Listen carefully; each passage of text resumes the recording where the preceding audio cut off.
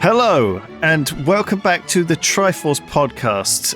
We are away this week. Either we didn't record a podcast, or possibly Tom is also on holiday and hasn't edited the one we did record over Christmas. Whatever the reason, this is a bonus one we recorded in advance. It's a bit of a weird format. We've already put one out, so you get the idea. But if you like this kind of stuff, let us know and we might do more. Please have a very merry New Year's holiday season.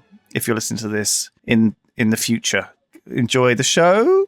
Hello, and thank you very much for supporting the Triforce podcast through any means. So I'm excited to share it with you. Sips is here. I'm here. Flex is here. I am here. Today we are going to go through and decide what was the best war. Oh my god, we're actually doing this? We're doing this. I suggested it. I'm very, very glad we've gone ahead with it. I have a list of wars, and obviously we're gonna do the format we did last time. We're gonna have the top 8 with the knockout rounds until we decide which one is best. All right, so let's can we set some ground rules before we do this? Please do that. What are our categories for goodness of war? Because obviously they should all be bad. But we're just we need to figure out how are we going to gauge them? How are we going to judge? And there's an elephant in the room with the world wars. Do you know what I mean? They are clearly going to have to be on the list, and they are. Well, we could exclude them. We could take World War I and II out of the pool. I don't know how you guys feel about this, because otherwise it's too obvious that World War II was essentially the best war. Certainly in terms of like the movies and all the rest of it. Oh my god! And the vitalness of it. We'd lost it. What about like the age range as well? Because there's like, we're going way back. If you look at all the wars, like ancient wars before 500 AD, you've got medieval wars, 500 to 1500 I've got a list. AD. I've got a full list. Yeah, we're going way wars. back. We go back to the Trojan War at 1300 BCE. See, I don't mind evaluating that, but if we're saying... let's put the World Wars a pin in them for now, then, all right. in that case. And we'll start just going through history, deciding what we think are the best war. Okay? Right. Okay, so yeah, like the Trojan War. It's a long fucking time ago. Are the Punic Wars on the list? They are, yes, they are on the list. They happened in There's a couple of Punic Wars, right? There's like between 100 and 300 BCE. Yeah, there's 3 of them. Yeah. Obviously, they are the wars that Rome had with Carthage, and they are seen, I guess, as the OG wars. Back then, there was a lot of fighting, a lot of killing. The Roman Empire were conquering people and tribes and things, but those weren't really seen as wars, were they? In a sense, I think a war is more of a protracted thing. I think you can call a war something where people invade and conquer them in 6 months. But I feel like a war has to be more of a back and forth. It has to have a story. It could go either way. It has to be not too one-sided. Yeah. So I'm assuming that we're gonna the Ethiopia-Italy conflict, is that in there, or are we excluding that kind of? Is that more? That's more like a if that's one, on right? I've got an Encyclopedia Britannica list of wars. Here, okay, how many are on the list? That is not on there. Oh no, it is. The Italio-Ethiopian War is on there. But how many? So how many are we going to run through today? I'd say about 50. Oh my god! All right. Yeah. Jesus. Well, we better crack on. That's like a minute per war. That's a lot of wars, yeah. Yeah, but I think I can, as before when we were doing the Minecraft blocks, I feel like a lot of them will get broadly categorized and discarded. All right, okay. Once we've set some rules, certain things will follow, Right. So anyway, let's start with, we're not going to do the Trojan War. Look, the Trojan War, we don't even really know I thought it was made up, I'll be honest with you. It's kind of a mythical war. I'm not certainly. very smart. I thought it was made Everyone's heard of it, though. Which war, Greeks, sorry? The Spartans. The Trojan War.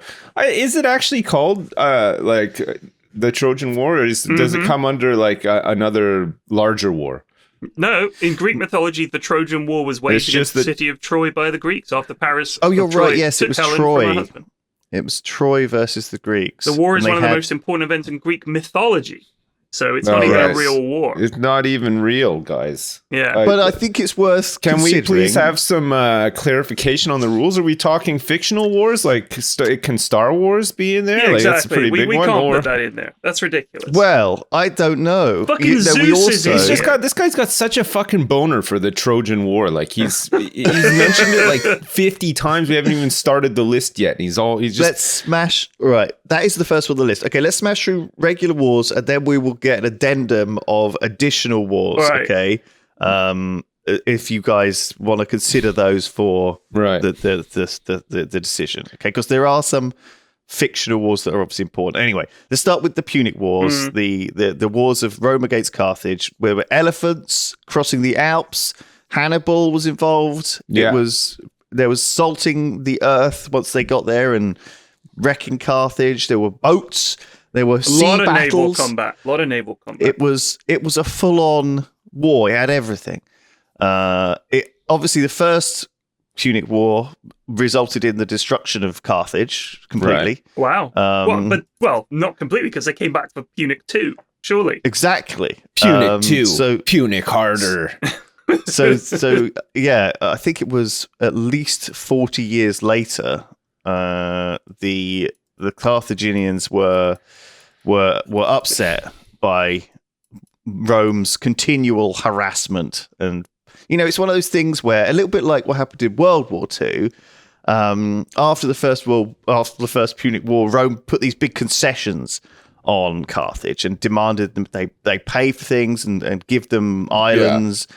And eventually, they just got tired of being taken advantage of, and got angry, and that was kind of it's very similar to between World War I and then leading up to World War II, right?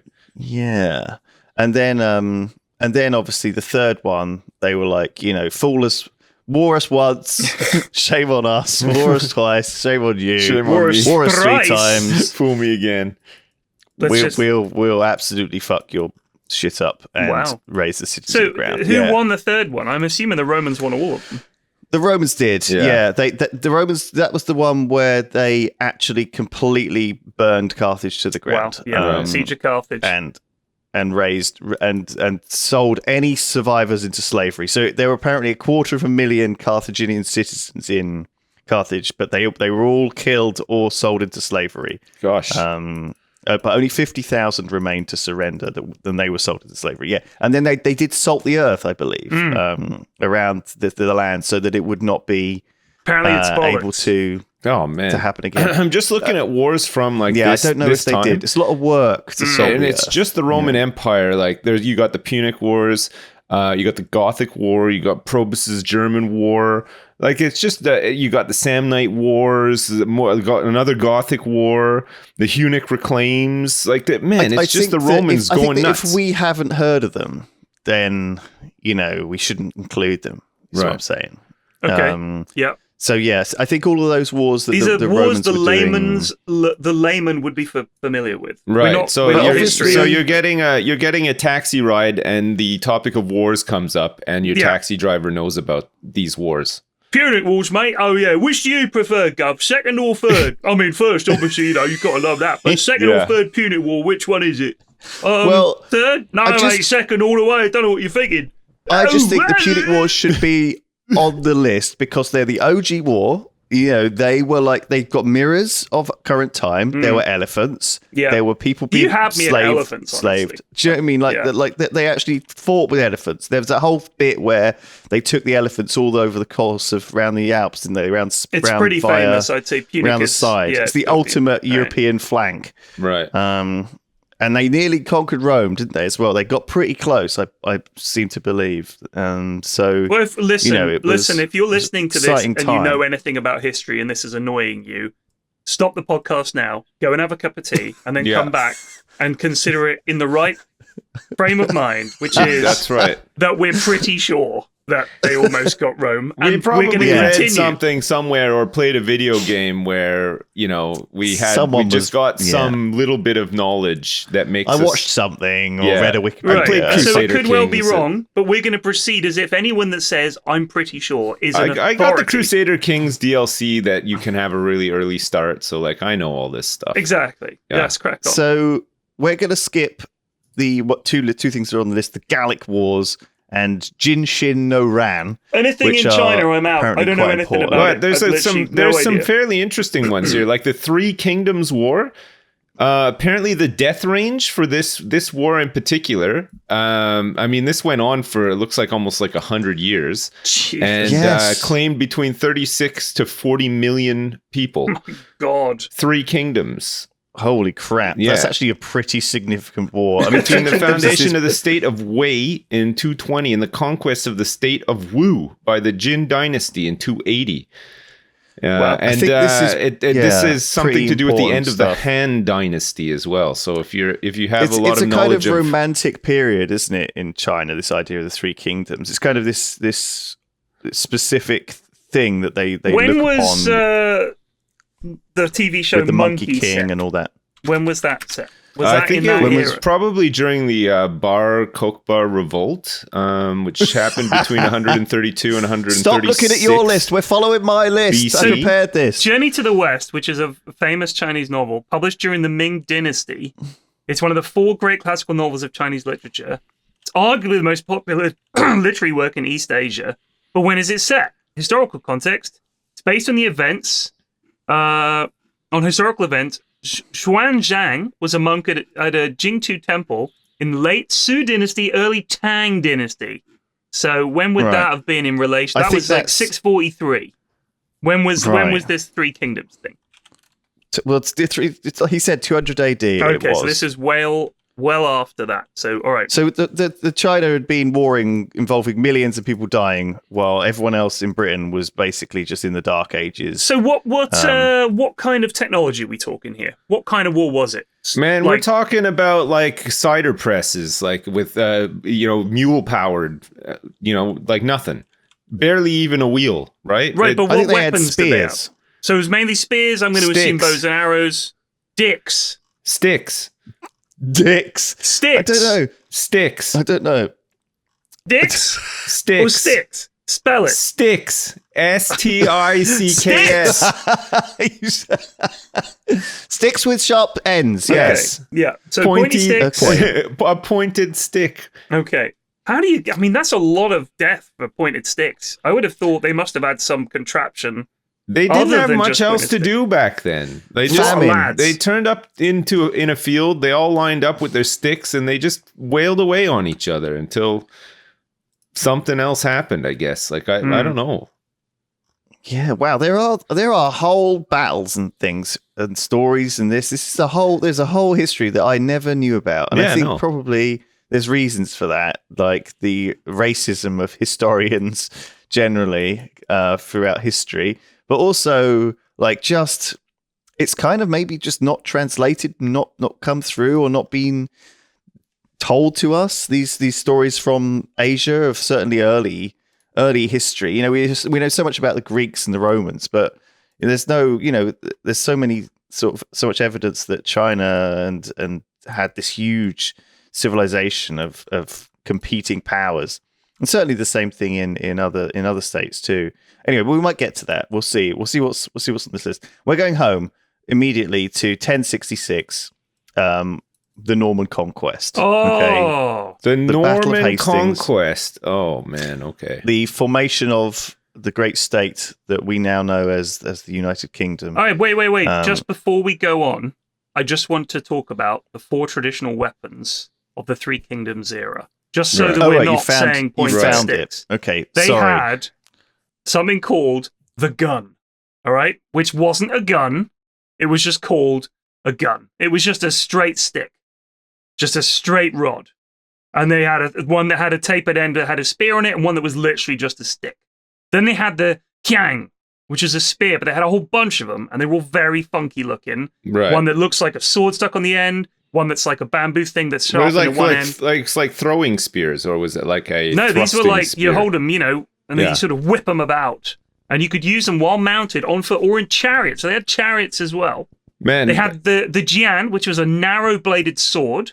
narrower than a saber, two sharp hopefully the devs edges. of Chivalry are listening to this, because think of all the loot boxes and DLC they could be creating off the back of all this knowledge. Are you kidding? Yeah. This is huge. These are like the games in China. This game, this Spears, it's the Dynasty Wars, isn't it? It's the whole. It's huge. They had the Wu's hooked sword, which was a sword with a hook on it, so you could yoink their weapon away. Nice. And the Dao, which was like a dagger on the end of a piece of silk or something. So you could whip it around. You could whip it, and wipe blood off the handle if necessary. So they were holy crap. They were not just fighting with sticks and rocks. They were using had flair. Some fancy shit. They had flair. They had some pizzazz. Yeah. Anyways, but also I think much of these things that happen when you have this continental war, I think there was unfortunately a lot of people who were pulled in and starved and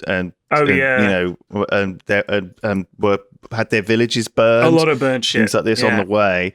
I think that does happen with war, and certainly when you have a bigger war, it happens more. I mean, something like the Norman Conquest, I don't even know if that counts as a war, but I wanted to mention it. What's the date of the Norman Conquest? 1066, Sips, when the Battle of Hastings took place. Do you remember? Of course, yeah.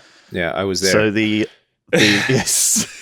Yes, I remember it. So I was on vacation with my family, and all of a sudden, guys, let's go to Hastings for the weekend. I'm saying, just going around Hastings. They had a water park there at the time, and fucking shit just hit the fan big time. It's crazy. Yes. So let me get this straight. We're calling the Norman invasion as a war. Like a war of I don't know. conquest. It's not listed on my list as an actual war. Like, it's probably just like. All right, no, fair enough. Let's not waste any time then on discussing. We're skipping over the Like, Norman invasion of Britain. You're talking the story of that. Yeah, but what about the Reconquista or like the Crusades? We're in that. We're coming up to the right date range for the Crusades, the Mongol conquests. The wars of Scottish independence. We're coming. But don't worry. The 100 Years' War. The War of the Roses. We'll get there. Oh, Give it a chance. We'll get there. Why are you skipping ahead? I've got the list. Stop looking at your list. We're talking about one thing. Put your I'm list trying to away. sound intelligent by reading my list. All right? Let Lewis read the list, and we'll sound I'm the only one intelligent. who's allowed to sound intelligent. I'm trying to set the pace. We'll sound intelligent by commenting intelligently on all of these many wars we know little about. But fair enough, you did mention the Crusades, which happened quite soon after. So the first Crusade was in 1095. Yeah, all the way through to 1291. Indeed. Yes. Originally, it was the Byzantine Empire versus the Seljuk Empire. But then, of course, obviously evolved into Christians versus Muslims. So, the rest is history. I rest my case. Objection, Your Honor. Technically, this is all history. By the way, just saying. But are we gonna include the Crusades as a war that we want to rate? I mean, the Crusades was lots of wars in one big sort of container war, right? A bit like World War II was. It was just like there were just a ton of wars, like related to overall like the main conflict, but the Crusades was kind of the same in that sense. I believe. I will say that the Crusades was more of a period, and certainly a period of both wars, battles, campaigns. Is very fractured, very kind of odd. Everything had a different goal. It was like, we wanted to reconquer the Holy Land. Man, it's kind of wild that it went on for like 200 years or so. Like, but each how do you crusade pass was the so torch different. on? People only lived till they were like 25 back then. You know what I mean? They got there. A lot of the time, the leaders, they've sailed out to the Holy Land and died either on the way or got there they were there sick, just of old age. Perished immediately. It was a long way to the Holy Land, and oftentimes it was a way for there were so many factors. Like, it was such an interesting thing. Like, the Pope obviously didn't want all these nations to war each other. They thought, it's wasting good white people killing each other. We need to go war the brown people who've taken over the Holy Land, those barbarians. Of course, not realizing that they've lived there since forever. That's where Jesus was a brown person, kind of thing. So it's like the idea of it was awfully both religiously kind of racist, but also, culturally. And it was this constant like wrestling as well. They were almost, people were encouraged to send off to the Crusades for all sorts of reasons in terms of, and also people did crusades against places in Europe. There were crusades against sort of places in Poland. There were crusades against, certainly Spain was the Reconquista, taking that back. There were so many. There were crusades against like heretics, within Europe, like different religious groups who were persecuted and sent and warred upon. There was one thing called the Children's Crusade, which you should definitely read about, which was absolutely mad, where they just sent a load of children to the Holy Land to fight. Well, no, they were like, they started just marching and then they all got enslaved. It was a disaster. God, what the fuck were they thinking, honestly? I mean, that's so stupid. It was a disaster.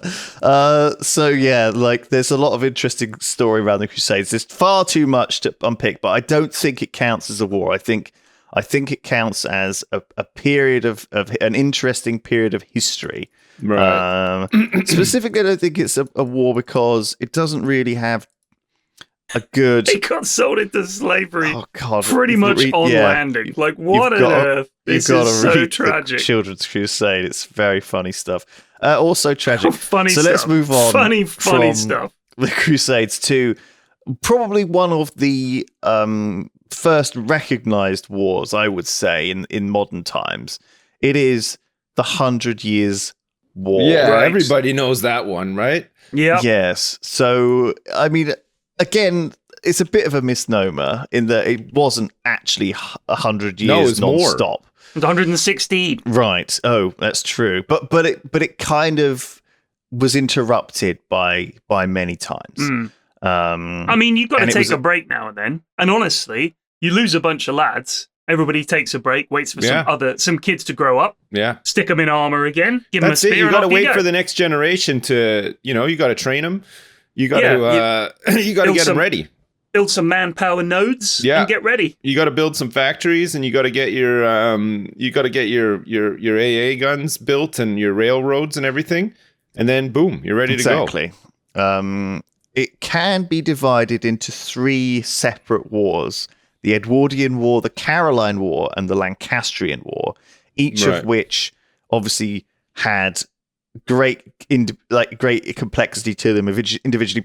But it was mostly to do with the lines of royalty because of how they'd been crossed over and who, this kind of idea that we are the true rulers of this land. Yeah, and of course it inevitably leads to falling out or someone being greedy, or I don't know, like the idea that we have to cement our position as king by having a shared enemy. Sorry, the doorbell's ringing. Give me a second. Oh my God, how the tables have turned. I know. Jeez. I wonder what it could be. It's going to be, do you know what? He's going to come back and it's going to be something way more exciting than any of your doorbell rings on previous podcasts. Guaranteed. It'll be like, mine is always one of 3 things. Oh, yes. It was just the professor of botanical science at the Royal Bristol Institute just dropping some CDs off for me. The doorbell saved you from my boring description of the 100 Years' War, but needless to say... who was it? No one really knows. It was just the postman. I told you. Yeah. Nice. To deliver a package. Needless to say, it was long, tedious, and France won it. Let's put it at the bottom of the fucking list. So what about the wars of Scottish independence? We're coming to that. It happened. No, I skipped it. It started before the 100 Years' War. You grabbed that. The War of Scottish Independence. It didn't work. Look, it did not work. No, it didn't work. They went for it. Good on them. It didn't work. It's worth mentioning, though, in this sort of time period, we also had, this is sort of the time period of, during the 100 Years' War, there was the Black Death that happened, which is obviously the enormous Great Plague. And in fact, I think about a third of people in England and about half of people in France died of the Black Death. Jeez. And you also so had the conquests of Timur happening at the same time. The Timurid Empire versus several Middle Eastern states. I don't know if you remember that one.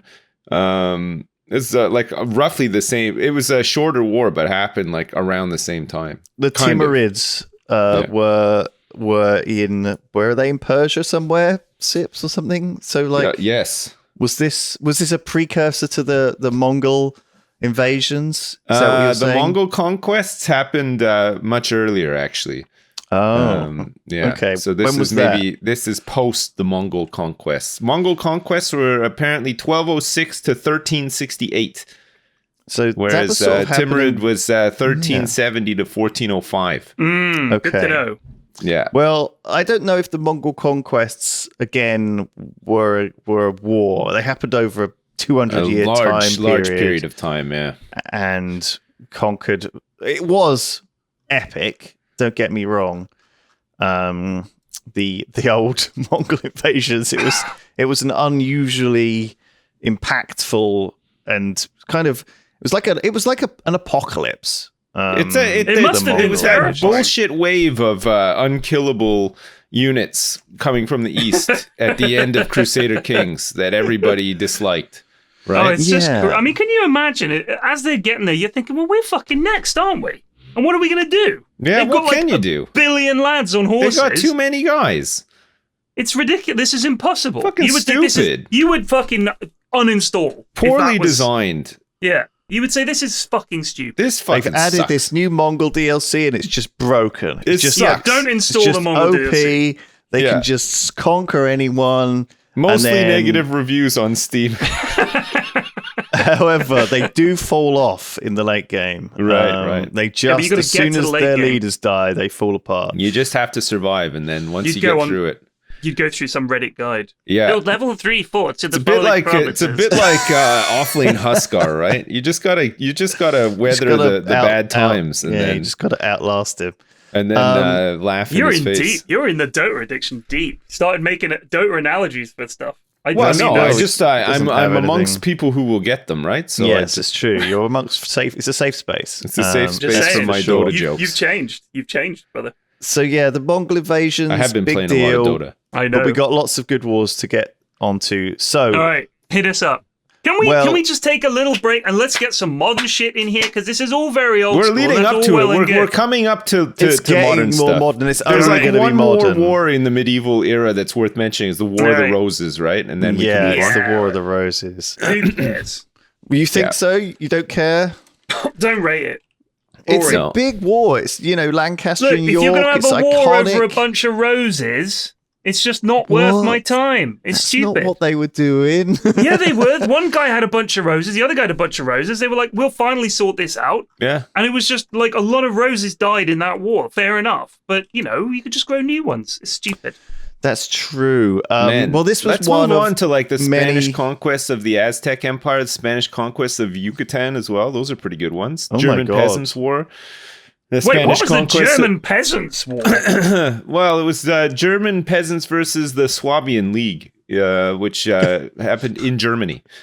It was also known as the Great Peasants' War. It happened between 1524 and 1525. A very short war, but claimed 100,000 plus heads in that one. All peasants? Mostly peasants. I'm guessing. Oh, that's terrible. Yeah.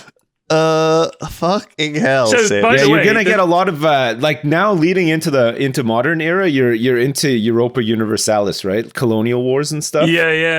The New World. So here's the thing: the Swabian League and all their lads had about between 6,000 and 8,500 men. The peasants 300,000, and they lost. Well, yeah, because they probably just had sticks. 6,000 men cut off 100,000 peasant heads. They're probably rolling bushels of wheat down hills and hoping for results. They didn't have anything, dude. That's a lot of heads. That is a lot. Again, I'm guessing a lot of them sadly died due to the nature of war, which were being burned and starved. Seems like something that would happen, doesn't it, in history? That the peasants, the people who actually farm the food, are the ones who can't eat. Do you want to hear this? On April the 4th, 1525, so about 500 years ago, 5,000 peasants gathered near Leipheim to rise against the city of Ulm. A band of 5 companies, plus approximately 25 citizens of Leipheim, assumed positions west of the town. League reconnaissance reported to the Truchesses that the peasants were well armed. They had cannons with powder and shot. They numbered 3,000 to 4,000, and they had a good position. Man. And then all he did was negotiate with them, and while he's doing that, he's moving his troops into a good position. And then they just fucking ran at them with horses and fucking murdered them all. Oh Yeah. my It's so God. terrible. That's no good. It's no good. That's no good. That's the ruthlessness, isn't it, of these guys, you know, because those peasants were probably quite chill. They were like, oh, we could work this out without fighting. And obviously they were tricked. Oh, God, I hate that. Man. Poor Just peasants. like Just while thinking they're like out there 200 years talking to time, them. somebody else is going to be doing this podcast and they're going to be talking about like what we just talked about, but they're going to be mentioning, you know, storming the Capitol building or whatever instead. Right, You know? yeah, that'll somehow be listed. That was the start of the Great War. Yeah. All So right. I think the idea of going out to negotiate, and while that's happening, you know, in movies, when the bad guy's there and he's confronted someone, and the good guy's kind of trying to look over his shoulder to make sure his mate is sneaking up on the bad guy. That's literally what was happening. Like, they're talking to the peasants, going, "Yes, we'll give in to your demands. Let's negotiate." And while he's doing it, he's watching while his horsemen are sort of creeping their horses up behind them so they can just charge the peasants in the back. Come on, peasants. I mean, I know you're not warriors, but have a look around. The bad guy, you just got to turn your head and look, and suddenly, oh shit, there's loads of cavalry over there, but they didn't. Tragic. Well, that is sad. Is that going on the list? I guess it is. German Peasant War? Peasants War. The German It's Peasants so War. one-sided and hopeful We want that to. I think it's got to go on. We want to know. It's we like want to know more. it's one of those it's like an underdog story that everybody Yeah. loves, right? We got to But get that an on underdog there. story where the underdog was definitively murdered. No. So- yeah, but they still go down in history as, you know, they turned up, they tried. Fucking people power. They tried. Yeah. My God, they tried. Okay, so next up on the wars list, we're reaching the 1500s and 1600s. I've got a series of wars here that I don't recognize.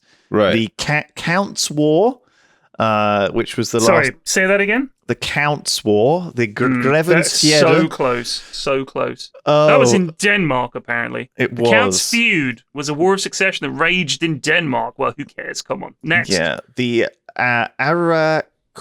Araucanian Wars between the Indians of Chile and the conquistadors.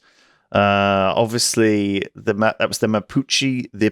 This is all the Spanish and I think we Spanish should conquest bundle. of South I don't America. know how you guys feel about this. I think we should bundle all of the South American and Central American conquest into one adore rather than Yeah. mix it up. Because Yeah. otherwise there's like There's 1,000. tons, It's yeah. every Aztec, day. but they Incans, were Yucatan, the like- history of that is super interesting, especially when the Spanish sort of conquistadors, is it Cortez, turned up in the capital with his sort of 50 horsemen and a cannon, and basically subdued an empire of millions Yeah. of Incans and Aztecs. Yeah, I can't remember which one.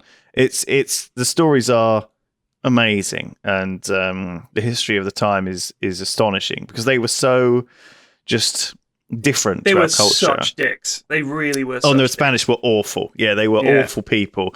Like holding the king hostage in his chambers and then killing him and chucking his head out the window and stuff like this. Unbelievable. It was awful. Yeah, amazing stuff. Amazing cruelty. What about the campaigns of Suleiman the Magnificent?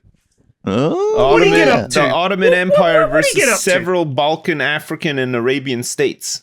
This went from 1521 to 1566 and claimed more than 200,000 people's lives. Wow. Yeah. I don't know much Okay. about Suleiman And the then, I mean, Magnificent. then they ended up with the Ottoman Empire, didn't they? Which was a pretty big deal. It back was in a the big day. deal back in the day, yeah. So, I mean, in terms of success for the Ottomans, that's a proper war right there. Like, you ended up with something at the end of it. Yeah. Not just a bunch of dead peasants and a status quo. I'm talking about we're going to go and over 40 years form an empire that everybody's still going to remember. Suleiman the Magnificent. Yes, You get that out of it. the I mean, Ottoman that's- Empire was a very powerful empire that Yeah. It went was. on all the way up till the First World War. I think it was still going. Yeah. Yeah. Really annoying to deal with in Europa Universalis as well. Yeah. Depending on where you start. Yeah. Lot of lads. Good to know. So yeah, we've got the 80 Years' War. We got the War of the Three Henrys. 80 Years' War is the Dutch War of Independence. Okay. French. Right. There's the French Wars of Religion as well. Protestants versus France versus Catholics. Also known as the Huguenot Wars. The Huguenot. Yeah. We've heard of them. I've heard that word. Huguenot. Indeed. But again, I feel like these wars are not, they're not in vogue. You know, they're not that recognizable. What about the Anglo-Spanish Wars? Got to be on there, right? Tell me Spanish about Empire, the Spanish Empire versus Allies versus Kingdom of England and Allies. It's I think it's a pretty big one. Which one are we talking 1585 about? to 1604. This is Sir Francis Drake and all that, right? The Spanish Armada. Yeah. Pretty famous. Yeah. When the lad finished his game of bowling or whatever, cracked on afterwards. You know, we'll worry about that in a bit. Oh, you're right. The Spanish Armada. We've heard of that. We've heard of that. We know that one. Yes. That wasn't one of these famous battles. It's not got a name, particularly. Like, I think it's just called the Battle of Gravelines, I think. It's not one of these iconic ones that we would have heard of, like Trafalgar or you know, any of these things. But it's certainly a significant occurrence. Although I thought sort of the Spanish Armada meant more just a lot of boats that were taking plunder and treasure and galleons from Americas. I didn't know that it was actually a war. Yeah, it turns out it is. It's like modern times France versus Jersey for the fishing rights. You know, they had an armada turn up here as well. Disgusting. So Francis Drake was apparently a terrible man. He was a pirate, slave trader, privateer. Man, they were all bad back then, though. Like, we're judging them by modern standards, right? They didn't. I'm not excusing them. Like, of course they were terrible, but anyone active in Columbus's years was a terrible. Was just a bit of a cunt. Yeah, it was just they were just like that back then. They couldn't help themselves. He was this sort of. I think he sort of he was one of the queens or king at the time. He was a very favoured man, I seem to remember, because he was quite good looking and he was quite sort of engaging and he was kind of getting a lot of favours, you know, because you had to get the favours from the queen at the time in order to be, you know, blessed with the ship often. And so I think it was probably Queen Elizabeth that had sort of, he gained her favour. And as a result, he circumnavigated the earth, and then obviously was engaged in, you know, had a big, interesting life doing stuff, wars and piracy and all sorts of crazy stuff. What a time to be alive! Oh man, I'm glad I was not alive back then. No, it seems like a miserable time to be alive. That kind of life. Wow, it feels like you packed a lot in, Francis Drake. One of these interesting people. But yeah, don't look too close though, because you'll be disappointed. We have further east. We have the Japanese invasions of Korea, which happened in 1592 to 1598. I don't know if that's worth adding to the list. Before or after seems like a big one. Came out. I don't feel it has enough longevity. Well, I mean, we talked about a lot of Punic, historical significance, Trojan. Though. Yeah, I'm sure it does, but equally, when was the last time we had anyone talking about it? Yeah. Right. Okay. I see. What has it done for me lately? Yeah. Is my question about Well, that. they did have samurai. If you wanted, you should have put a ring on it, you know? Yeah. You love it so much, marry it. Yeah. So I think this is from a period when after the Japanese came out of their sort of isolation, because they were very much like cut off from the world for a long time. And then, you know, the Portuguese and all these traders came and started giving them guns, and they were like, holy shit.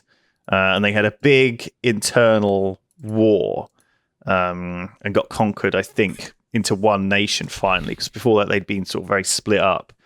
And then they obviously started to look outwards, because that's what you do to avoid infighting. You send all the able-bodied men over the sea to fight someone else. Of course. Yeah, it's a very good idea. So they die over there and don't fight you. Do we want to add another one further east? The transition from Ming to Qing in China. It seemed like a really big one. Qing. I mean, they only changed one letter, so is it worth it? Yeah. Is my question. 25 million plus people died in that one. Good God. Holy Insane. shit. Yeah. These have to be estimates, though. Well, of course, but like it's, it went on for a long time. 1616 to 1683.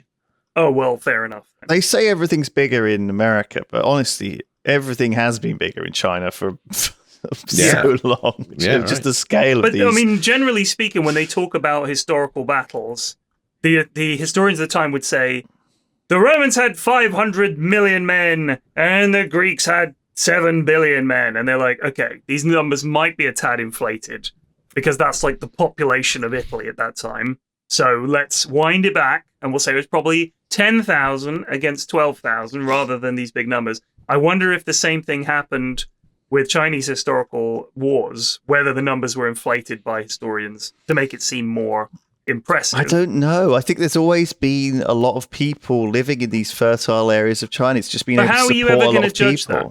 How do they do it?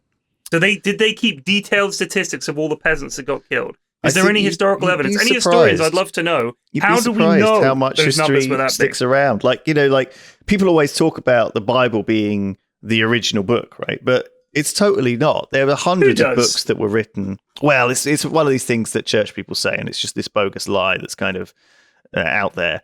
It's madness. It's not true at all. Even there are books, there are stories like the Iliad and sort of things like this that are older, and the Epic of Gilgamesh that are far older than hundreds of years older than the Bible. And even the Bible itself, certain books of it are modern by book standards.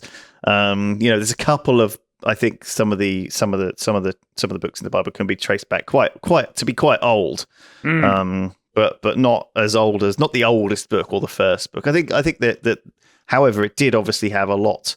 I think it's the most printed book, certainly, or something like that. I think it was one of the original books that was printed, and largely distributed. I think it was the Gutenberg Bible is the famous example of that.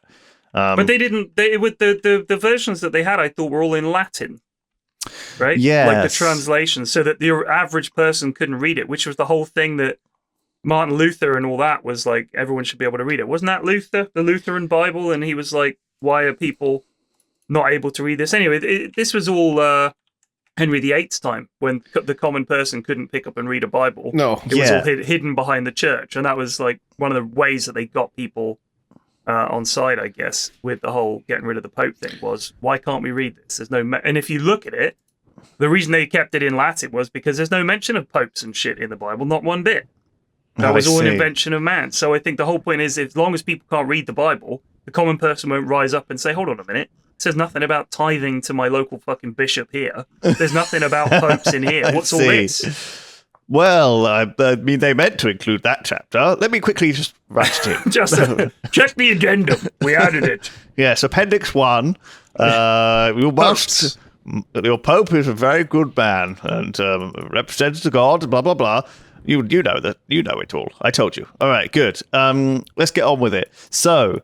any more candidates, Sips, on your list? Because I've got nothing until... We got the 30 Years' War, pro-Habsburg states versus anti-Habsburg states, Franco-Spanish War, and then the English Civil War leading up to... that's a big one. Yeah, English Civil War is a huge one, actually. So that was the Roundheads versus the Cavaliers. Cavaliers, right? yeah. I mean, that was very, very important for our history. Yeah. I mean, that was a big deal for us. And then, obviously... Britain became a pretty big deal after that anyway, with the whole, the empire and all the colonialism and everything. Yes. So I think in terms of historical import to the rest of the world, that's a pretty big war. Which, of course, leads into the 7 Years' War between Britain and France. And then shortly after that, the American Revolution as well, right? That's got to be 1775 to 1783. That's got to be one of the biggest ever. Well, for the American War of Revolution. Yeah, it's a bit. Yeah, it wasn't the war itself wasn't huge, but the impact of that war was huge, right? Of course. So obviously the English Civil War was mainly about overthrowing the king and replacing him with Parliament. So it's a kind of a war of democracy versus, divine right. Monarchism. Yeah, divine right. Nearly a million people died in that, though. Well, it was a serious war because they had lots of different people from each side, and there were these royalists who were really much but also other countries were involved because France had their own turmoils, and there was this kind of rising up against the old ways, and it certainly felt like these despotic royal dictators were a problem and caused more trouble than they were worth. But certainly, it didn't sort of really. I mean, Britain didn't have any less wars over the next couple of 100 years as a result of having a parliament. Yeah. It didn't seem a diplomatic country or democratic country didn't seem like it was any less warful or wrathful. Certainly. And then obviously the American Revolutionary War came at a time relatively soon after the sort of weakened Britain. They got France on side because France and England had been these enemies for years, and they declared war. But at the time, I don't know if the American Revolutionary War, it's worth talking about this now, is as good as the American Civil War. Was the American Civil War better than the American Revolutionary War? I think we're at our first choice. Yeah, I'm on board with this. Of the podcast. Let's evaluate two things. First of all, would one war have happened without the other? Arguably not. Without the American War of Independence, there is no American Civil War. Yeah, of course. You wouldn't have the Union. So are we going to ignore the fact that one begat the other and then just judge them on their impact and their import? Because the problem is, if we look at the American War of Independence, one of the things that it resulted in was that the Americans formed their own government, and that union was then under threat, and that it was almost like, I feel like the American Civil War was saying that all the stuff that they'd done to form this independent country, to work on this constitution, have the rights for individuals enshrined, the American Civil War was essentially saying, do we want to throw all of that away? And if that had been lost by the Union, and I'm going to say by the side of absolute good by comparison to the Confederates, if they'd lost that, America would have changed completely, and almost everything they'd fought for as this beacon of human rights would have been lost. Absolutely. So I feel like the Civil War is more important because without it, the whole point of the first one, the Independence War, is gone. Yeah, you're right. For me. I think you're right. It does feel like a battle between good and evil. When you think about the southern states and their sort of the idea that they want to keep slavery going and keep taking advantage of people and having some of these oddish policies. I guess it is a kind of a hard man, independent, the sort of pioneer spirit of that partly founded America that they wanted to keep going. So listen, just before we skip too far ahead, go on. Between the War of Independence and the American Civil War, you've got some notables as well. We'll come back to those, but I think I think it's worth talking. If we're going to mention the American Revolutionary War, we should also mention the Civil War, and I think we should decide which of those two is going through. And I think it should be obviously the Civil War as well, because it was obviously an incredibly interesting period of history. And fucking Abe Lincoln knocking about. I mean, that lad, top lad. They had ironclads. Fucking I think Abe. Civil War, boom. Party on, was dudes! Fucking great. Yeah. So as much as the American Revolutionary War was super interesting, I think that the American Civil War was a really, really cool war. A really important war. That's what we're going for. Brutal. Which war was cooler? It was cool. Right, it was brutal. Gotcha. It was fascinating. Yeah. If you haven't watched Ken Burns' documentary on it, it's unbelievable. Yeah. Sorry, we did whip forward in time there quite a lot, because that was in the 1861 was the American Civil War. Relatively recently. And the Independence War was 1775 or 6. Wasn't it? It was somewhere around there. you go ahead and take us back in time to what we've missed. Yeah, what do you got for us? All right. So in between that, we missed the Napoleonic Wars. Big holy one coalition shit. powers versus the French Empire and allies. So hang on, let's just go to forget about the rest. We'll talk about the Napoleonic Wars. Obviously, P-Flax, do you want to give us the breakdown of what happened there? Oh my god, absolutely my favorite period in British history. Just absolutely fascinating. And that war, like, it was so important. And I feel like the idea that Napoleon, I don't know if the French are still big fans of Napoleon. No, Napoleonic Wars concluded with Waterloo, right? I think that was when he was defeated, and I'm pretty sure that was it, because he'd come back. Yes.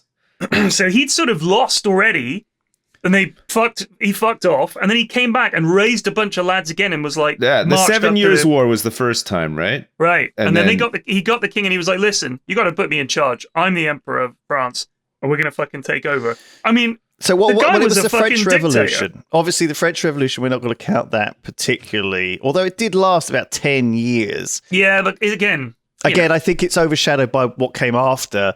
You know, he rose to power as this dictator and general who changed war, and as a result really created a global war. Like, we call World War One the first global war, but the Napoleonic Wars were the first global war. And Napoleonic Wars is where a lot of people draw the similarities to Hitler's big blunder of invading Russia when he already had an open front in the West. Oh, right? Yeah. So I mean, again, it's a mirror of history. A lot of the Napoleonic Wars, it was a thing called total war. It mobilized millions of troops for the first time. Before that, wars hadn't been fought with. They sure millions of people had died, but they were usually not troops. And part of the reason for this was guns. You know, you could just give an idiot a gun and tell him to point it at someone. They didn't need to be a specific, like... They took 3 hours to reload, but were very effective. And as much as there was a difference between skilled soldiers and recruits, it didn't make that much of a difference when you just had overwhelming numbers and the power that they did. And so that they had this huge coalition of forces. It was what was left of the Holy Roman Empire, and Austria and Germany and Portugal and Spain and the Ottoman Empire, and everyone were all against France. And France did have some sort of client states who sort of gave them help, but it was mostly this very, very powerful kind of almost like the Nazis level of force. You know, this sudden rush of troops just overwhelming Europe, and a sort of cult of personality that Napoleon had fostered. Like the troops, like, you know, it was almost like, we can't lose with this guy. Like, it's fucking Napoleon. Yeah, and you know, he was like this ultimate, to us, villain, old bones apart, you know, and they sort of boner party. They really hated him, and I think, you know, honestly, you know, instead of calling it World War II, maybe it should have been called the Hitleric War, or do you see what I mean? In a sense, because we defined this war based on Napoleon, though. It had to, right? And also, the naval battles at that era, the Age of Sail, is my favorite. Like, that, I just absolutely love that era. It's fascinating, brutal, oppressive regimes on those ships. Like, but the idea that the preciseness of it, the mixing of the classes where you had like all the posh lads were in charge and everything, how that worked. It's fascinating. Mel Gibson's The Patriot, like, oh man, fucking love that. If you haven't seen Master and Commander, that is one of my favorite historical movies. It's so good. Man, one of my friends from Canada that I grew up with is obsessed with that fucking movie. Like, it's so good. It is good, I know, but like, it's you know, it's not like as obsessively good as he makes it out to be, though. He's right. Your mate is right. Okay, it's that good. You guys should get married. So Napoleonic era, amazing time. Obviously the OG World War. I think it's you know, if it's obviously it changed the face of war, and it became this thing that was just mirrored. And like you said, Sips, in the middle, Napoleon decided to conquer Russia, which was a terrible mistake, which obviously was repeated again and again.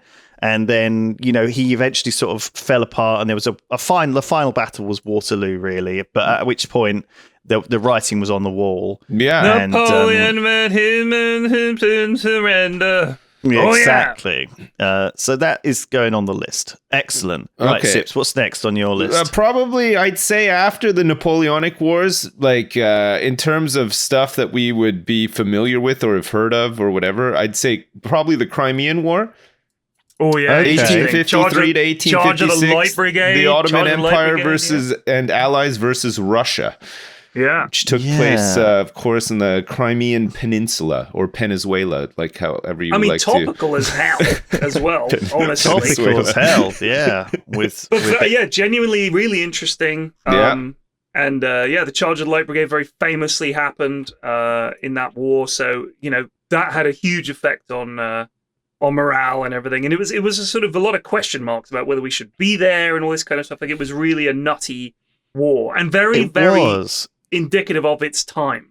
It was a lot like the sort of Iraq War or something. Yeah, it was bizarre. A war far away from home where we're sort of fighting because of these sort of strange shifting alliances that happened. And it was kind of a warning, I guess, of what was to come with World War One, where this group of alliances would be triggered and suddenly everyone is at war with everyone. Yeah, and it's brutal. I mean, this is when wars started to be... I mean, if you talk about the wars of the past and everything like that, they were unbelievably brutal. But I feel like as we advance now, it gets more and more and more dangerous for everybody involved because the weaponry is so horrific. Yeah. Yeah. Crimean War, I think, is when when wars started featuring rifles a lot more, sort of thing. It was like the first wide use of rifles in a war, according to this. There's obviously the Zulu War as well in South Africa. Remember that with the film Zulu, where we were shooting hundreds of natives at Rorke's Drift, and there was. That was a prime example of us just being complete arrogant twats as usual. Yeah. And saying like, "Oh, what have they got? Some spears? Lol, we'll have them." There's like 10 of us. Yeah. They don't even have muskets. The classic blunder. Or they weren't muskets. They were rifles, I think.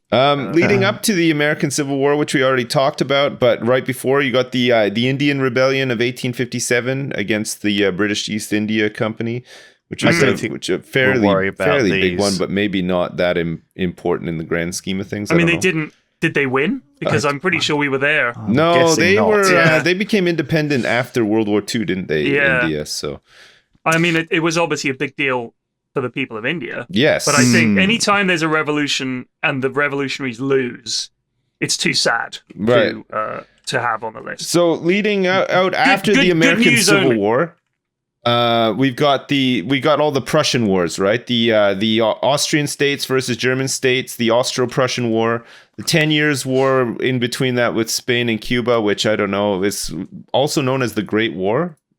Spain versus Cuba, I don't know. And then but then the big one is the Franco-Prussian War, right? Which was a big precursor to World War One, right? Well, we not in this. We weren't in this. France versus Germany. It was Franco-Prussian War. We weren't in it. Were we on someone's side? Because I know that you'd be fighting the French one decade, the next decade you're fighting with them. Like, were we with them? I have no idea. I don't know. I don't know an awful lot about it, to be honest. I'm just reading a list again. So stop reading I'm sure the I list. sound very knowledgeable, but we're beginning to hit modern era, and I think there's a lot of little wars that happened that were not relevant to we could dodge them. I think some of the alliances and stuff that were, or some of the long-standing agreements and alliances in the Franco-Prussian War were things that caused World War One to happen in the end. Right. Even though there was quite a big amount of time in between them.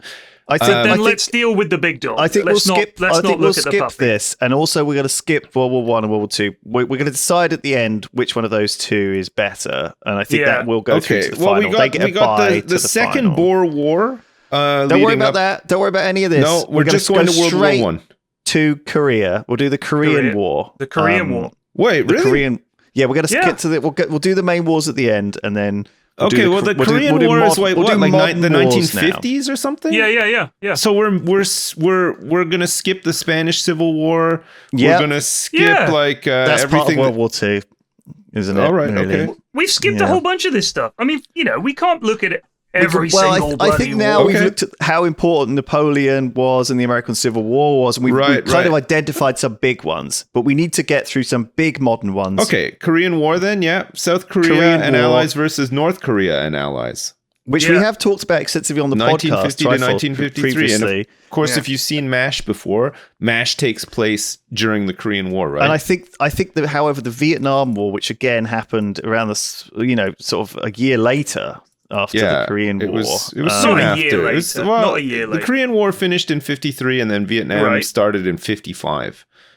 Not really. It started bubbling, didn't it? Yeah, there was. I'm talking about tens of thousands of troops, American troops on the ground. That was 10 years, like 65 to 75, more or less. Yes, sure. Yeah, but there was a lot of like subtle lead up to all of that as well. Though. Yeah, but I mean the French. The French had that war with Indochina where they wanted the French out. We can't put all of that in. Let's go for the big ones. Vietnam, right? Vietnam. So Vietnam was huge. That on the list. It was a huge scar on the psyche of America. Huge divisions in society at that time. It was at exactly the right time where you had a youth movement that was anti-government of the time, a very anti-conservative liberal movement of young people and students, versus a very traditionalist, conservative, straight-laced, all-American, post-McCarthy era America. And into that, you then have this unbelievably divisive and awful war. Everyone still talks about things as America's next Vietnam. Like, it was such a huge cultural event. Yes. Yeah. With the backdrop of the Cold War. Exactly, yeah. Because a lot of people consider the Vietnam War as this proxy battleground to, rather than America and Russia nuking themselves and the whole world into oblivion, they fought all over the place, and Vietnam was the biggest example of that. But there were wars that happened everywhere, from South African states to South America to all over the place. There were these sort of communist governments were the threat, and America was fighting against communism across the world and wanting to stop its spread. And I think ended up doing that. Actually, the only real communist state we've got at the moment is China. I think of any significance. I don't think the Vietnam War resulted in the lack of the spread of communism. It was a lot more popular. No, I'm talking about the Cold War in general. Oh, yeah, the Cold War was... But the Vietnam... I think it's worth couching the Vietnam War and the Cold War as related, but we can put them on the list separately. I think we've got to separate them. I think we've got to separate them. Especially because, arguably... Okay. The Cold War never really ended in a lot of people's minds. The Cold War is like I'd say the Cold War is maybe like how we would have described like the Crusades or something. You know what I mean? Like it's like a lot of stuff happened, but like the Cold War itself wasn't sort of a war, you know what I mean? It was more like a container for lots of conflicts that were somewhat related to what was happening. In history, maybe there's other time periods where there was this threat of war that never kind of like the Cold War overall is the ideology, right? And kind of like maybe like the idea of Christianity back in the Crusades, but like with the Cold War, it was very much like the West against the spread of communism, right? Or it was definitely an axe above our necks, that was ready to we've also fall. got to remember that the Vietnam War was really the start of this American sort of military industrial sort of way of running wars, where you had these vast defense companies that were born in that sort of era. These companies have been around for a long time, but they suddenly became empowered and become hugely wealthy and influential. And a lot of the wars that America was involved in after that were essentially a way to fucking dump money on these huge companies. I mean, they make their profit when America is at war. That is a big problem. And Eisenhower warned about this. He was like, we shouldn't fucking turn into this, because that's when you'll have politicians waging wars to make money for their buddies, sort of thing. Yes. That is definitively a thing that has happened. That's not like there's no political debate about that. America spends more on defense than anybody else. And by the next 10 combined and all these kind of statistics, they have done exactly that. And Vietnam was the start of that. It was idea. And I mean, since then, we obviously had the Gulf Wars in Iran and Iraq. We had the Persian Gulf. We had also the sort of the conflicts in Bosnia and Kosovo. And then obviously the Americans were involved in Afghanistan from 2001 all the way up to 2014, which was a terrible, that was awful insane period of time. All right. Well, so Vietnam War, Korean War. I guess what I'm trying to say, I know this is just us geeking out about history, a lot of this, but I feel like all the more modern wars, like these Afghanistan and Iraq and everything, there's been lots of them, and I respect the fact that the leaders involved haven't resorted to nuclear weapons because they have them available. Do you know what I mean? In a sense, we're lucky that we haven't seen a nuclear weapon deployed for 80 years, and that's led to there's a lot less wars respectively now, and they're on. Although a lot of people have died in these wars, you can look at the period since World War II and say that this is a period of great peace in terms of people killed in wars and wars actually happening, and the threat of nuclear weapons, but also our modern connected world has greatly reduced the specter and the threat of a war. This has been the longest, I agree, peacefulest period of time humanity has ever lived through. People might take issue with that and say, "Oh, you're ignoring this war and that war." But the thing is, you've heard the numbers that we're talking about here. Yeah, the numbers of people that died in wars leading up to this. The number of times. I mean, World War II, like all in, it was like 80 million people worldwide. It was insane. It's insane, terrifying. But also, you are now most people in the world sitting at home now, maybe even listening to this podcast. You're unlikely to be called up by some king or some fucking emperor who will thrust a musket or a spear into your hand and force you to spend the next few years fighting for them. That is very unlikely. You can watch your town be burned down around you, and sold into slavery. But no, we're not making light of war, by the way. Here, we're just we're just doing this because we thought it would be interesting. It's just interesting. We could just gush about war for an hour, as Sips and P-Flex would enjoy. So yeah, I think we should move on to the finals then. In that case, all right, let's do the finals. The finals. I assume you've compiled a list. I have. Yes. Right. Hit us. So I've got 8 things here. I've got the German Peasants' War, right, which we all liked. We all liked the current favorite. I think everybody loves that one. Versus the Punic Wars, which is obviously the classic. I mean, that's Roman. Elephants versus Peasants. That's a tough one. I think for me, it's that is a rumble. It's the German Peasants' War in that one. I don't know. It's just there's just something about it, just a little bit more interesting for me. More interesting than the Punic Wars. There's always one outside. This is like that team at the World Cup that makes it through unexpectedly to the finals. This is South Korea defeating Italy. Yeah, it is really. Took a little bit of refereeing oddness, but I'm happy to put the Peasants' War over the Punic War because just love those German peasants. Hell yeah. God bless them. That kind they of. Tried. Yeah, let's go. They turned up and they tried. So then we gave it a bloody good shot. They were slaughtered. More American stuff. We have the Spanish conquest of America, all of the wars that went with that, all the conquistadors, versus the American Civil War. American Civil. I think it's got to be the way. American Civil War for me as well. Yeah. As interesting as colonialism was, and all of the wars that resulted off the back of that, or whatever, I think the American Civil War is so super familiar for me as well. Like we learned about it a lot at school and stuff, and I think so. I think a little bit more familiar with it. And then we have, in the second bracket, we have the kind of these more defining wars. So we have the Napoleonic War versus the Vietnam War. Wow, that's a toughie. That's a toughie, yeah. I suppose the really Napoleonic War, they are both very interesting. I mean, I would say that those are my 2 favorite wars, if you like, to read about, to learn about. Yeah, they're very intricate. There's a lot of there's just a lot in them, right? Like, I mean, if I'm playing games around either of those wars, I'm a happy man. Like, they're just fascinating eras. Yeah, and it's an interesting. The battles of the Napoleonic Wars were very interesting. We can't imagine fighting a war that day. It was just before machine guns and stuff like that started to come in. So they still had like cavalry and things. And it was just, that's what you think of when you think of a war.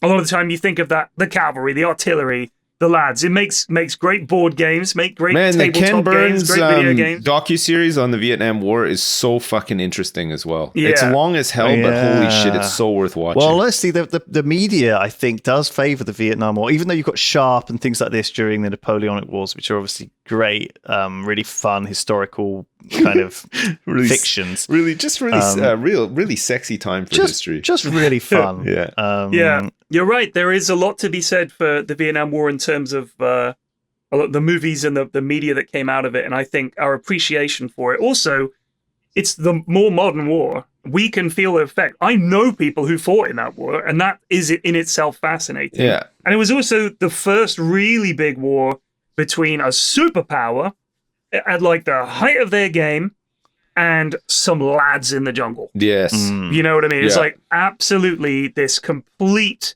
difference. And it was the end of the battles that America had this entire army and everything set up around battles. In Korea, they had proper battles with tanks and planes and all that. They go to Vietnam, it's like, where the fuck are they? Yeah, like, this doesn't work change anymore. Of pace.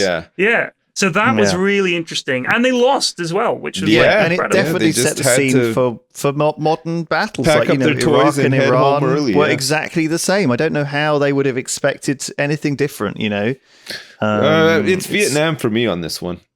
Yeah, Agreed. Sure. So, of course, the German Peasants' War is, I'm afraid, going to be less popular than the American Civil War, I think. So that's been eliminated finally from the running. And so now we have to run. Much like the actual Peasants' War. Couldn't quite make it to the end. A good effort, lads, but you're all dead now. They got eliminated. They got, it was a Pyrrhic So victory. it comes down to the American Civil War and Vietnam. Yes, it does. For the title of Best War. Jesus. Which do you think is the most defining war in history? I think like we are way off on solving that question. Yeah, that's we're just picking our favorite. We're just picking a war that spawned the best video games and movies, basically, right? Yeah, I don't know. Music Maybe. and cultural impact and stuff like that. It's hard not to like Vietnam as a war because it seems so fucking goofy. It was so and insane. fucking miserable though, too. Yeah, like, Jesus, awful. It was really awful. I suppose because my wife's cousin is married to a Vietnamese girl, and I met her mum, who fought in the Vietnam War and who shot down a plane and got a pension for it. I'm going to have to say Vietnam because it's just so interesting. Defines a lot of modern wars, defines a lot of American foreign policy, changed America in many ways, and I don't think those divisions have gone away. Even though you could argue that the American Civil War also defined America. I mean, the American Civil War does have a society that reenacts battles and stuff like that, whereas I don't think the Vietnam War has that same effect on modern society, right? No. I mean, if you were recreating the Vietnam War, would you put an ad in the paper saying "Wanted"? Asian-looking people to be the other side while we recreate the Vietnam War. Must bring black pajamas and and must run away after killing a couple of us. Yikes! Don't worry, you get to win. Like, is that? I don't think it's recreatable. No. Anyway, I mean, I think even the American Civil War is tough to recreate, just in terms of how it was especially nowadays. Yeah. So because there are still people out there thinking, we was robbed. Exactly. Was robbed. There's people still waving that Confederate flag, which does feel like a Nazi sort of thing to do, doesn't it? It's strange, these swastikas. I mean, it's strange. Everything's got analogies. History do with red and white, man. Itself. I'm telling you. If only more people learned. I think overall, for me, I'm much more interested in reading about the Vietnam War than the American Civil War. So I'm going to say Vietnam. I'm fine with that. So Vietnam, we are declaring right now. It's very tough for me as the best war. For me, it's like 49-51. Our favorite war. Oh my God. Brexit levels of split, but yes, Vietnam is my favorite. I love that. Okay, good. What's your We've favorite done it. war? We've done it. We've done it. Your war We did sucks. My favorite war is better than yours. So, By the way, that World War II is actually my favorite. As an addendum, yes, as a little but we're bonus. not covering those. Yeah, I we think- stripped I out think the major wars from the list. I think if right? we battled to work together World War One and World War Two, I think it would be a World War Two victory, really, wouldn't it? There's just too much. Obviously. We didn't have at the front runner. We didn't have a Desert Storm. We didn't have like any of that stuff, right? We sort of like where they was, come on. skimmed So over it. one-sided. Yeah, That's the all Gulf part War. of I mean, it. the Sort of more modern. fucking the first Gulf War was like the bloody peasants revolt all over again. They lost in so fast. Yeah. Like it was ridiculous. We could have mentioned the Rwandan genocide, but I guess that's not really going to make anybody's favorite war. I think my favorite war was the Rwandan genocide. Oh my god, that's awful. Yeah. Fuck me. There are some others. Obviously, you can think We're done about. though. Doesn't matter. We are done.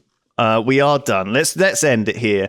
But This controversial podcast. I could keep going. I've got loads more of things on this list. We'll do them next time. All right. Thank you. Sadly, for, that's for, true. For listening. There's plenty of wars to pick from. There's That's the too sad many. part. Too many. Yeah. Well, we'll get to our. We'll come back. We'll do more of these silly things, and yes. So stay tuned for Next time. Favorite for more of murderers. these. Man, it's got to be favorite cartel leaders, right? I don't Next. know enough. Just favorite serial killer. That should be our next one. favorite serial killer is going to be the worst. We can't do that one. We've got to It do leads that one. into the worst rabbit holes where you're reading about serial killers and you read more and more about them, and it's awful. It's so fucking miserable. Please, can we not do serial killers? How you're telling me a serial killer is worse than war? I'm down for suggestions. We don't go into the details of war, though. You look at it like statistically, whereas with serial killers, you don't. You end up looking into like all the gritty details of each one, and it's horrible. It's fucking favorite awful. Snuggly I'm just teddy saying, it would be bear. like top trumps wise. It would be much easier to do. Fucking hell. Top trumps. God. Serial killer top trumps. I bet you can buy that shit, dude. Okay, one that we could do though, realistically, is favorite 80s toys or like or TV shows tied in with toys or whatever, right? Sure, yeah, we can. Since we're all from that I'll era, make that a would be list. a good I'll one. make a list. Yeah. Great suggestions, dude. All right, thank you for I listening, hope you guys everyone. enjoyed this podcast. Yeah, thanks for the support. Holy crap! Yeah. If nothing else, this had to have been a great sleep aid for all you insomniacs out there. So Yeah, and I hope you agreed with our stuff. And if you didn't, sorry. Tough. But Fuck you. also Yeah. take it with a pinch of salt. We don't know what we're talking about. Please. So Please. take it all very much. Yes. Yeah. all right. Okay. Bye. Bye. Bye. Bye. Bye.